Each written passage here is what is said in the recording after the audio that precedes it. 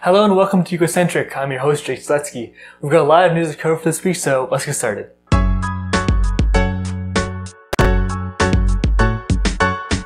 If you engage in online debates on climate change, you've probably seen someone bring up the fact that climate change has happened before.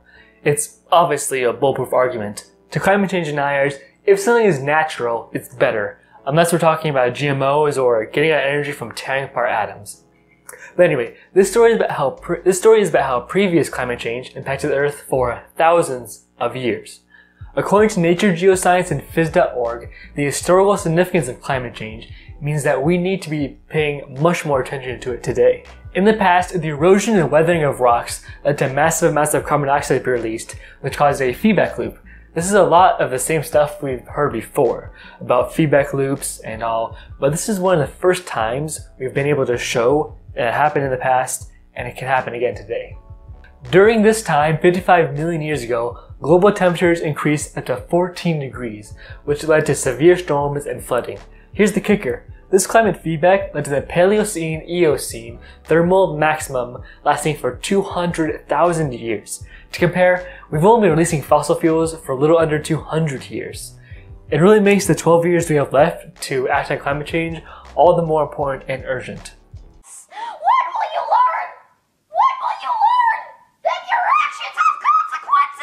Our next story is about the Porsche Taycan, which is this car here.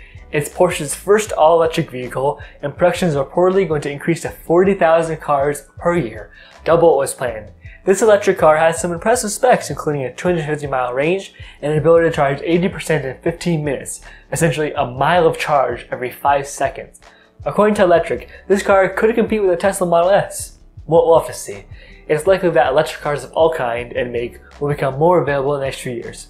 Greenland has been losing ice rapidly in the past few decades, and it doesn't look like it's slowing down.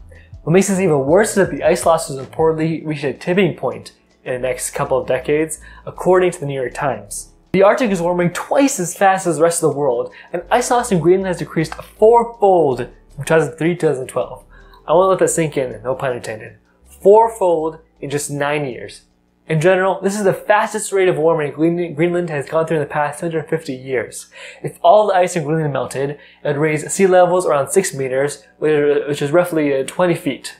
According to NPR, 634 million people live less than 30 feet above sea level. Oceans have already risen about 8 inches, only 0.6 feet, and we've already seen the effects of that, with 100 and 1,000-year storms occurring more often. Action needs to happen.